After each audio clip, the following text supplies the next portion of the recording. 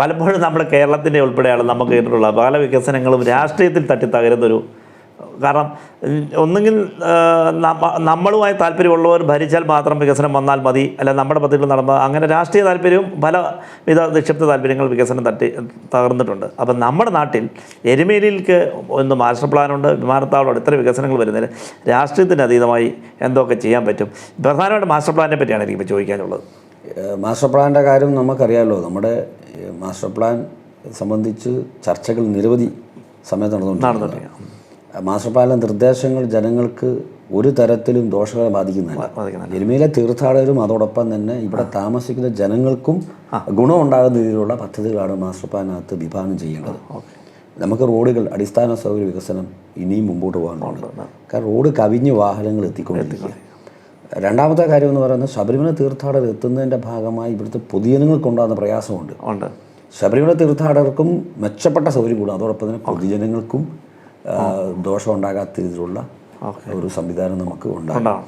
മറ്റൊന്നുള്ളത് ഞാൻ മുമ്പ് സൂചിപ്പിച്ച പോലെ ഈ ടോയ്ലറ്റുകൾ, ശുചിമുറികൾ, അത് നല്ലവണ്ണം ഉണ്ടാകണം. തീർത്ഥാടകർക്ക് വിശ്രമിക്കാനുള്ള സാഹചര്യം ഉണ്ടാകണം. ഈ ശുചിമുറിയിലെ മാലിന്യമെല്ലാം നമ്മൾ റീസൈക്കിൾ പ്ലാന്റ് വഴി ആ വെള്ളം തന്നെ നമുക്ക് ടോയ്ലറ്റ് ഫ്ലഷിനകത്ത് ഉപയോഗിക്കാൻ പറ്റുന്ന രീതിയിൽ നമുക്ക് ഉണ്ടാക്കിയെടുക്കണം. അങ്ങനെ വന്നാൽ ഈ മാലിന്യം പുറത്തേക്ക് പോകാതിരിക്കുകയും ഇവിടെ ഉള്ള ജനങ്ങൾക്ക് ദോഷമാകാത്ത സാഹചര്യം ഉണ്ടാകും. അതോടൊപ്പം തന്നെ നമ്മുടെ ആരോഗ്യ മേഖല നമുക്കറിയാം. നമുക്കൊരു CHC എരുമേലിലുണ്ട്. ശബരിമല ആ തീർത്ഥാടന സമയത്ത് ആശുപത്രി പ്രവർത്തനം 24 മണിക്കൂറുണ്ട്. അതിനുശേഷം ആശുപത്രി പ്രവർത്തനം നിൽക്കുന്ന അവസ്ഥ. പണ്ട് ഇവിടെ പ്രസവം ഉൾപ്പെടെ പോസ്റ്റ്മോർട്ടം ഉൾപ്പെടെയുള്ള കാര്യങ്ങൾ ചെയ്തുകൊണ്ടിരുന്ന 24 മണിക്കൂർ പ്രവർത്തിക്കുന്ന ആശുപത്രി ഇപ്പോഴത്തെ ഈ പുതിയ ഗവൺമെൻറ് പോളിസിയുടെ ഭാഗമാണ് എനിക്ക് തോന്നുന്നത്. കാരണം എല്ലാ CHCയും കിടത്തി ചികിത്സ ഇല്ലാതായിരിക്കുക. ഗവൺമെൻറ് പോളിസി ചെയ്ത് ഗവൺമെൻറ് പോളിസിയുടെ ഭാഗമായി റെഫറൽ യൂണിറ്റുകളായി താലൂക്ക് ഹോസ്പിറ്റലിലെ ജനറൽ ആശുപത്രി, മെഡിക്കൽ കോളേജിനെ റെഫറൽ യൂണിറ്റുകളായി മാറ്റിയിരിക്കുക. ഈ ആശുപത്രി മാത്രമല്ല, പ്രധാനപ്പെട്ട പല CHCയിലും PHCയിലും കിടത്തി ചികിത്സ അവസാനിപ്പിച്ചിരിക്കുന്നു. ജനറൽ ആശുപത്രി ഇത് അടിയന്തരമാണ്. നമ്മളിടയ്ക്ക് പറഞ്ഞതാണ് താലൂക്ക് ആശുപത്രി. കാഞ്ഞിരപ്പള്ളി എന്ന് പറയുന്നത് താലൂക്ക് ആശുപത്രി ആയിരുന്നു, അതിനുശേഷം ജനറൽ ആശുപത്രിയായി. അപ്പോൾ ശരിക്കും പറഞ്ഞാൽ കാഞ്ഞിരപ്പള്ളിയിൽ ഇപ്പോൾ താലൂക്ക് ആശുപത്രി ഇല്ല. നമുക്ക് ഈ മാസ്റ്റർ പ്ലാന്റെ ഭാഗമായി എരുമേലിയിൽ താലൂക്ക് ആശുപത്രിയായി എരുമേലി ആശുപത്രി ഉയർത്തുകയും 24 മണിക്കൂറും സേവനം ലഭ്യമാക്കുന്ന ഒരു ആശുപത്രിയായി മാറ്റാൻ കഴിയണം. അതാണ് നമുക്ക് ഏറ്റവും അടിയന്തരമായി. ശബരിമല ഉൾപ്പെടെ ഏറ്റവും അടുത്ത പ്രദേശം എത്താവുന്ന പ്രദേശം. അതോടൊപ്പം തന്നെ നമുക്കറിയാം ഈ ചുറ്റുവട്ടത്തെല്ലാം ഈ പത്തനംതിട്ട, കോട്ടയം ജില്ലയിലെ ആയിരക്കണക്കിന് ആൾക്കാർ ഒരു ദിവസം കൊണ്ട് 750,000 OP ഉള്ള ഒരു ആശുപത്രി. അപ്പോൾ ഇവിടെ സേവനം മെച്ചപ്പെടുത്തിയാൽ ജനങ്ങൾക്ക് വളരെ വലിയ പ്രയോജനം ഉണ്ടാകും. ഇപ്പം എന്താവശ്യമുണ്ട്, ഇപ്പം സമൂഹത്തിലെ സാമ്പത്തികം ഉള്ള സമയത്ത് ഏത് ആശുപത്രിയിലും പോവാം. ഇടത്തരക്കാർ, സാധാരണക്കാർ, തൊഴിലാളികൾ, നിർദ്ധരായ ആൾക്കാർ താമസിക്കുന്ന പ്രദേശമാണ്. നിരവധി കോളനികളുള്ള പ്രദേശം, നിരവധി സാധാരണക്കാരുടെ പ്രദേശം. അവരെ സംബന്ധിച്ചോളം ഗവൺമെൻറ് അവർക്ക് സഹായിക്കാനുള്ളൂ.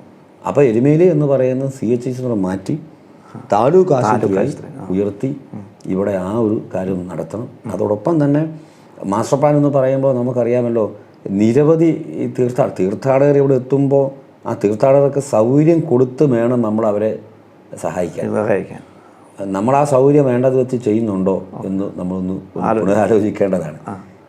പലപ്പോഴും ഏത് ഗവൺമെൻറ് ഭരിച്ചാലും പദ്ധതികൾ കൊണ്ടുവരും, രാഷ്ട്രീയ ലക്ഷ്യത്തോടെ പദ്ധതി എതിർക്കുക. ഞാൻ എൻ്റെ പാർട്ടി വരുമ്പം ഞാൻ അനുകൂലിക്കും, അല്ലെങ്കിൽ ഞാൻ എതിർക്കും.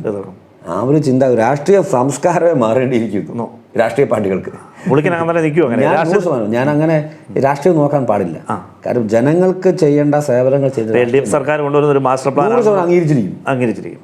ഒരു തർക്കം LDF നാളെ UDF ഇനി കേന്ദ്രം ഭരിക്കുന്ന BJP കൊണ്ടുവന്നാലും ശരി, ജന താല്പര്യമാണെങ്കിൽ അതോടൊപ്പം നിൽക്കും. അത് ജനങ്ങൾക്ക് മെച്ചപ്പെട്ട സേവനങ്ങൾ ലഭ്യമാക്കണം. അതാണ് ജനാധിപത്യത്തിൽ ഗവൺമെൻറ്റിൻ്റെ ചുമതല. പ്രതിപക്ഷത്തിരിക്കുന്നവരെന്ത് ചെയ്യണം? അത് ചെയ്യുന്നില്ലെങ്കിൽ, പദ്ധതി കൊണ്ടുവരുന്നില്ലെങ്കിൽ ഈ പദ്ധതി ആവശ്യപ്പെട്ട് രംഗത്ത് വരണം. അതാണ് പ്രതിപക്ഷത്തിൻ്റെ ദൗത്യം. അപ്പോൾ പ്രതിപക്ഷത്തിന് ദൗത്യം നിർവഹിക്കണം. ഭരിക്കുന്നവരാരാണെങ്കിൽ ആ ഭരണം നടത്തുമ്പോൾ ജനങ്ങൾക്ക് സേവനം ചെയ്യേണ്ട ഒരു ഉത്തരവാദിത്വം ഭരിക്കുന്നത് ഗവൺമെൻറ്. അപ്പോൾ അത് രണ്ടും കൂടെ മുമ്പോട്ട് വരെ പറ്റത്തുള്ളൂ. അല്ലാതെ എൻ്റെ പാർട്ടി ഇപ്പം ഭരിക്കുന്നതല്ല, ആ പാർട്ടി വരുന്ന മാസ്റ്റർ പ്ലാൻ ഞാൻ തീർക്കണം, അങ്ങനെ ഇടുങ്ങിയ ചിന്താഗതി ഒരിക്കലും പാടില്ല. കാരണം രാഷ്ട്രീയമായ ഒരു സംസ്കാരം നമുക്ക് വേണം. Okay okay. ഈ അപ്പോൾ ഈ മാസ്റ്റർ പ്ലാൻ നടപ്പാക്കുന്നതിന് MLA-യോടൊപ്പം നിൽക്കുമോ? 100% നിൽക്കും. ഒരു സംശയം വേണ്ട. MLA കൊണ്ടുവരുന്ന ഈ ഗവൺമെൻറ് കൊണ്ടുവരുന്ന പദ്ധതികൾ അത് ജനങ്ങൾക്ക് വേണ്ടിയുള്ളതാണ്, നമ്മുടെ നാട്ടുകാർക്ക് വേണ്ടിയുള്ളതാണ്. നാട്ടുകാർക്ക് വേണ്ടി. അപ്പോൾ ആ പദ്ധതി 100% സ്വാഗതം ചെയ്യുന്നു. അത് കൂടുതൽ മെച്ചപ്പെടുത്താൻ വേണ്ട നിർദ്ദേശങ്ങൾ ഞങ്ങൾക്കുള്ളൂ. അതിന് വേണ്ട സഹായങ്ങൾ തീർച്ചയായിട്ടും ചെയ്യും. പിന്നെ മുനിസിപ്പാലിറ്റിയെ സംബന്ധിച്ച് എൻ്റെ ഒരു ആദ്യം തൊട്ടുള്ള ഒരു അഭിപ്രായം, എരുമേലി എന്ന് പറയുന്ന ഒരു മുനിസിപ്പാലിറ്റിയാണ്. മുനിസിപ്പാലിറ്റി എന്തുകൊണ്ട് മുനിസിപ്പാലിറ്റിയാണെന്ന് പ്രാധാന്യമുണ്ട്. പലപ്പോഴും പഞ്ചായത്താകാൻ തീരുമാനിച്ചിരിക്കുന്നത് എന്തുകൊണ്ട് മുനിസിപ്പാലിറ്റി ആണോ എന്നുള്ളത്. മുനിസിപ്പാലിറ്റി ആകുന്നതിൻ്റെ ഞാൻ പണ്ട് തൊട്ട് ആവശ്യപ്പെടാൻ കാരണം മറ്റൊന്നുമല്ല, ഇതിൻ്റെ സ്റ്റാൻഡേർഡ് മാറും. എരുമേലി നമുക്കറിയാം, Erumeli international airport master plan വരുന്നു. ഗ്രീൻഫീൽഡ് ഹൈവേ എന്ന് പറയുമ്പോൾ ഗ്രീൻഫീൽഡ് ഹൈവേ അതോടൊപ്പം തന്നെ നമ്മുടെ പിന്നെ ശബരിമലയിൽ നിന്ന് പമ്പ വഴി എത്തുന്ന പിന്നെ നമ്മുടെ മുണ്ടക്കയം പമ്പ നേരെ പത്തനംതിട്ട വഴി നേരെ പോകുന്ന മലയോര ഒരു ഹൈവേ 183A എന്ന് പറയുന്ന ഒരു ഹൈവേ. ആ ഹൈവേയുടെ അലൈൻമെൻറ്റ് നമ്മൾ നോക്കിക്കൊണ്ടിരിക്കുക. അപ്പോൾ എരുമേലിയിൽ കൂടാണ് ഇതിനെല്ലാം വികസനമെല്ലാം എത്തുന്നത്. അപ്പോൾ എരുമേലിൽ കൂടെ വികസനം എത്തുമ്പോൾ പിന്നെ റെയിൽവേ ഇപ്പോൾ നമ്മുടെ ചെങ്ങന്നൂർ പമ്പ റെയിൽവേയുടെ പദ്ധതികൾ ഗവൺമെൻറ് നടത്തുന്ന ഒരു വഴി കൂടെ. അതല്ലാതെ നമ്മൾ നേരത്തോടെ പറയുന്ന ശബരിപാത, ഇതെല്ലാം ഗവൺമെൻറ് മുന്നിലുണ്ട്. അപ്പോൾ ഇതൊക്കെ വരുമ്പോൾ എരുമേലിയുടെ മട്ടും ഭാവം എല്ലാം മാറുക. അപ്പോൾ ആ കാലത്തനുസരിച്ച് മാറണമെന്നുണ്ടെങ്കിൽ, കാലത്തനുസരിച്ച് പദ്ധതി വരണമെങ്കിൽ പഞ്ചായത്തോട് ഇതിൽ കാര്യമില്ല. പഞ്ചായത്തിൻ്റെതായ പരിമിതികളിൽ നിന്നുകൊണ്ട് ഈ വികസനം നടപ്പാക്കാൻ പറ്റത്തില്ല. പല കേന്ദ്ര സർക്കാരിൻ്റെ പല പദ്ധതിയും നടപ്പാക്കണമെങ്കിൽ പഞ്ചായത്ത് നിന്നാൽ പോരാ, മിനിമം മുനിസിപ്പാലിറ്റി അല്ലെങ്കിൽ കോർപ്പറേഷൻ. അമൃത് പദ്ധതി ഞാൻ അതുകൊണ്ടാണ് അമൃത് ഭാരത് പദ്ധതി. ഈ ഇപ്പോൾ കേന്ദ്രം ഭരിക്കുന്ന BJP ഗവൺമെൻറ് അർബനൈസേഷൻ, നമ്മുടെ നാട്ടിലെ നഗരമേഖലയിലെ ശുചീകരണ പ്രവർത്തനങ്ങൾ, കുടിവെള്ള പദ്ധതികൾ, അടിസ്ഥാന സൗകര്യങ്ങൾ, ഇത് അവിടെ ഏറ്റവും വൃത്തിയായി നടക്കാൻ വേണ്ടി ഈ ഗവൺമെൻറ് പ്രഖ്യാപിച്ചാണ് അമൃത് ഭാരത് പദ്ധതി. ഒരു കാലത്ത് നമുക്കറിയാം, ഇപ്പോൾ ഇരാറ്റുപേട്ട പഞ്ചായത്തായിരുന്നു, ഇരാറ്റുപേട്ട മുനിസിപ്പാലിറ്റിയായി. കുടിവെള്ള പദ്ധതിക്ക് വേണ്ടി അമൃത് ഭാരത് പദ്ധതി 22 കോടിയാണ്ടാണ് ആന്റവാണി MP മുഖേനൊക്കെ അനുവദിച്ചു. അപ്പോൾ നമുക്ക് വേണ്ട കേന്ദ്രത്തിൻ്റെ സഹായം കിട്ടണമെങ്കിൽ ഇനി നമ്മുടെ മുനിസിപ്പാലിറ്റി ആക്കിയാൽ നമ്മുടെ നാട്ടിലെ വികസനത്തിന് ധനകാര്യ സ്ഥാപനങ്ങളിൽ നിന്നും കൂടുതൽ തുക പണം ലോൺ എടുക്കാൻ പല നിയമങ്ങളും, ഇപ്പം മുനിസിപ്പാലിറ്റിയുടെ നിയമമല്ല പഞ്ചായത്ത് രാജ് നിയമം. ഇപ്പം പഞ്ചായത്തിൻ്റെ നിയമങ്ങൾക്ക് കുറച്ചും കൂടി ഒരു ഗ്രാമീണ മേഖലയാണ്. അപ്പം മാറാൻ പോവുകയാണ്. അപ്പം മാറാൻ പോകുമ്പോൾ നമ്മളും ആ ഒരു സ്റ്റാൻഡേർഡ് ആക്കണമെന്നുണ്ടെങ്കിൽ ഈ പറയുന്ന മിനിമം